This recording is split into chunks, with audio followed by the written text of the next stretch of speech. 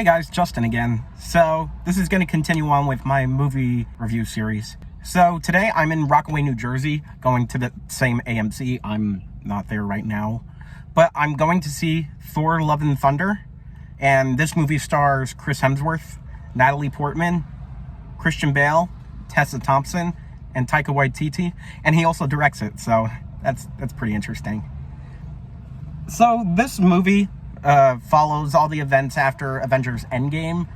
Yeah, I think just Avengers Endgame. I have no idea what it's about, but what's interesting about this showing that I'm going to, it's an IMAX 3D, and it was one of the most expensive tickets that I could get for any type of movie that I'm seeing. It was like $25, a little bit more than I usually want to pay for a ticket, but the last time I saw any type of IMAX 3D movie was actually The Wizard of Oz back in 2013 in preparation for its 75th anniversary. Even though the 75th anniversary was technically in 2014, they did the special theatrical showing the year before, which I find kind of weird. But I got it on Blu-ray in 3D and 2D regardless, so anyways, this showing is an IMAX 3D, so it's one of the most ridiculous yet coolest ways to watch a movie. So I'm doing that. And the movie actually starts in a little less than an hour now. So I'm just going to make my way to the theater, sit down, watch the movie, all that good stuff. And then give you my thoughts afterwards. All right, so the movie just ended. And I gotta say, that was actually pretty entertaining. I'll get into more detail in a second. All right, back in the car. So, yeah, let's get into more details about this.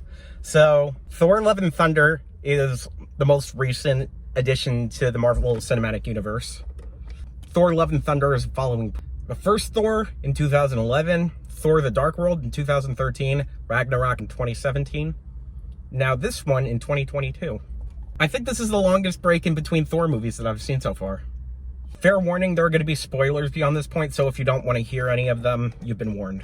So let's get into it. This movie chronicles Thor's journey after the events of Avengers Endgame and what he feels his purpose is kind of like. And then meanwhile, while this is happening, the character of Gore the God Butcher, played by Christian Bale, is seeking revenge because the god that he worshipped in his life betrayed him and he felt extremely manipulated. So he took it upon himself with this device called the Necrosword. Basically avenge his daughter, who he prayed for her health and happiness and everything else, and he didn't receive any of that. So now he just he offs gods for a living. So that's what's going on there. And then meanwhile, Jane Foster, played by Natalie Portman, she's reintroduced into the Thor story because she wasn't present anywhere in Thor Ragnarok. Unfortunately here, she has cancer in this movie and is trying to navigate how to stop cancer from consuming her body at a much faster pace than she really wanted it to because of her personality and whatnot. And so she starts looking into all Norse mythology magic to try and find a way to improve her life.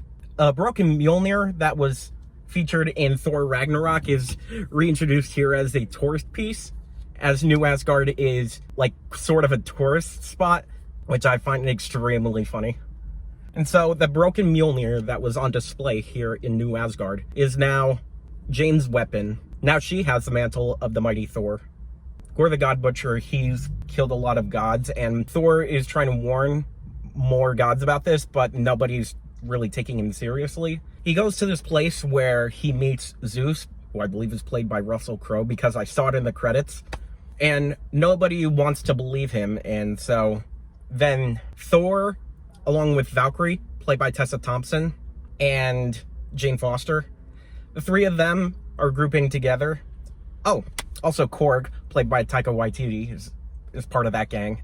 So the four of them are together so they can find a way to reach the children who were kidnapped on New Asgard when Gore the God Butcher came along to try and wreak havoc and fear within New Asgard because of all the god butchering that he wants to do.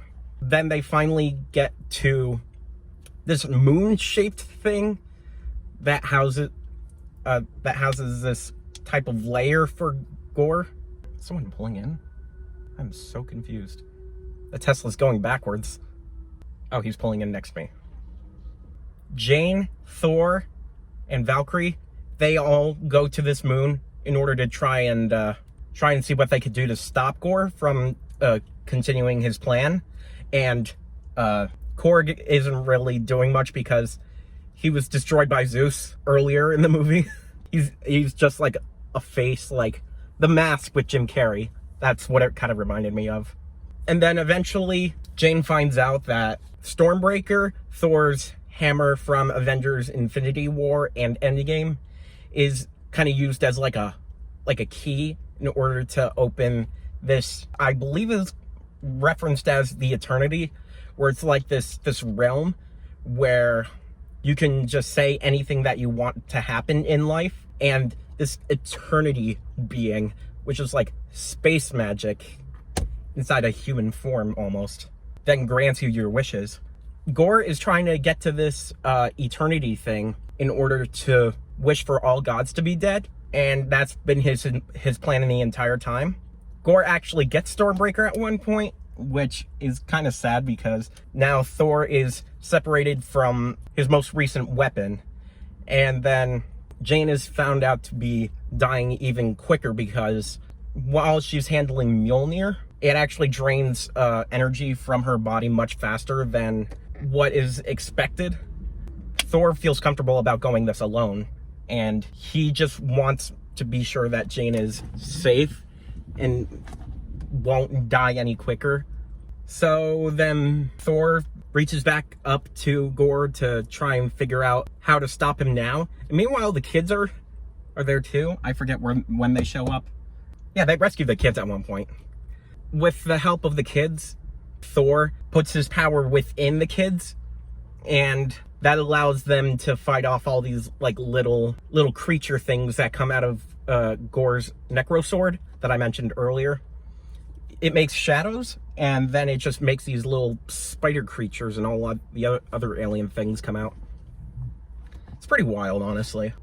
Then afterwards, Jane comes back in to find that Thor was almost losing, but luckily when she came in, it was at the perfect time. Like, you know, those movies where it's like, oh, all hope is lost, and then main character comes back in saying, oh, I knew you could do it, or no, please don't, or something like that. You get my point.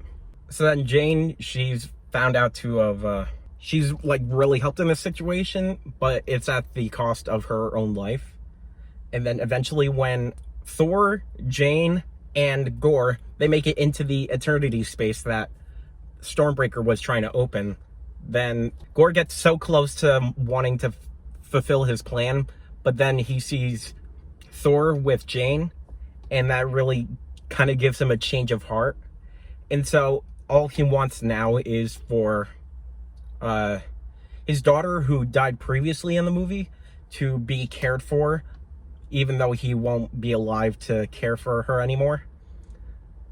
And so Jane unfortunately dies towards the end of this movie, and then Gorr also dies.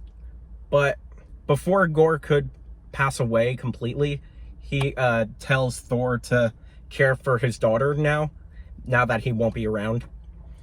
And so then towards the end of the movie, it shows Gorr's child and Thor becoming like this father-daughter combo, which I think is so adorable.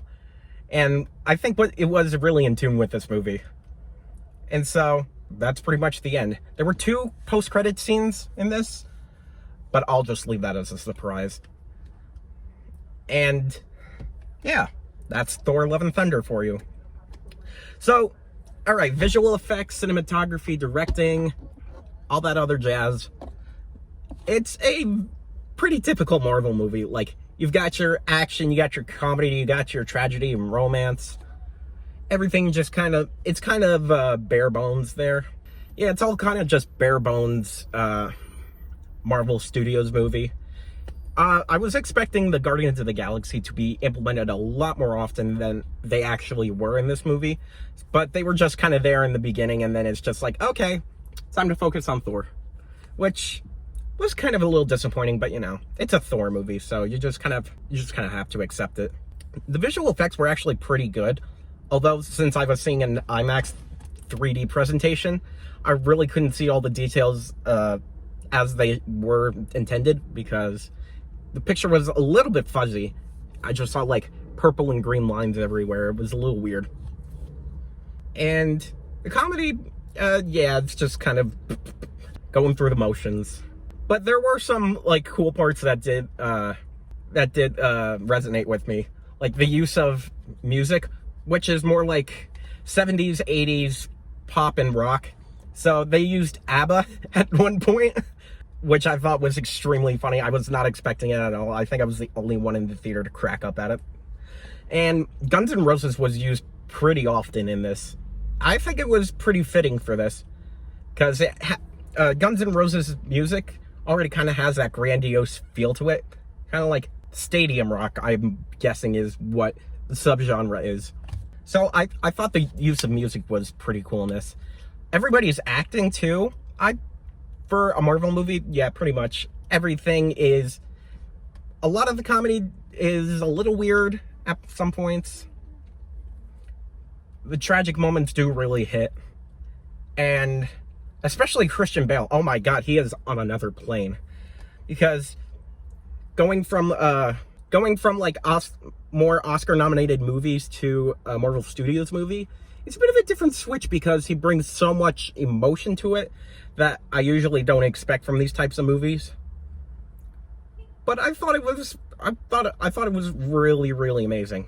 Especially with Natalie Portman being back, that was pretty awesome too. And I kind of missed her being part of the Thor story. Although I don't think I've actually watched Thor: The Dark World the entire way through, because I might have turned it off once when trying to do a marathon of all of them before Avengers Endgame came out. And so that's pretty much all I have to say about this movie. I thought it was like a really good addition to the Thor story, but in terms of the entire Marvel Cinematic Universe, I know so many people say that, oh, it's not like Avengers Endgame anymore, it's not giving fan service, like, or this or that, or just anything that isn't like super grandiose as Avengers Endgame was, which I can kind of understand, but at the same time, you gotta make room for like these smaller stories. Sure, they may not have the same impact that something like Thanos' plan from Avengers Endgame, or Infinity War for that matter. Both of those movies. You can't always expect to have something like that every single time that you go to see a new Marvel movie. You just kind of have to have these, like, I would consider this movie more of a side quest. Even though during the post-credit scene they were trying to build up to something like these new characters that are being introduced, I think like this movie is more of a side quest. But it's a good side quest at that. I'll give it that. It's basic, but it's fun. And that shouldn't mean that you shouldn't go see it. I definitely think that you should go see it if you're looking for something to do with this. If you're looking for something to do this summer, especially if you want to hang out with friends and stuff, or if you just want like good, like silly entertainment that doesn't take itself extremely, extremely seriously, this is a definite watch, which I kind of give it maybe 7 out of 10. The comedy, obviously, it seems a little forced at times, but you know, going from one extreme of having super serious Shakespearean Thor to that's the best way I can describe it. Going from one extreme to the other, I think this is like, it's still trying to find its footing within the Marvel Cinematic Universe.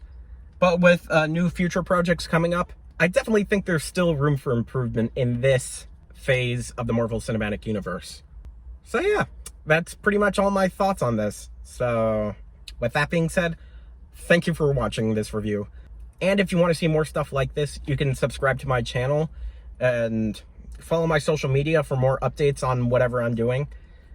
And you could also give suggestions on what you want to see here on my channel. Other than movie reviews, comedy sketches, I'll literally take anything. But anyways, thanks for watching. Take me down to the paradise city where the grass is green and the girls are pretty. Lord, won't you take me home? Whoa, whoa.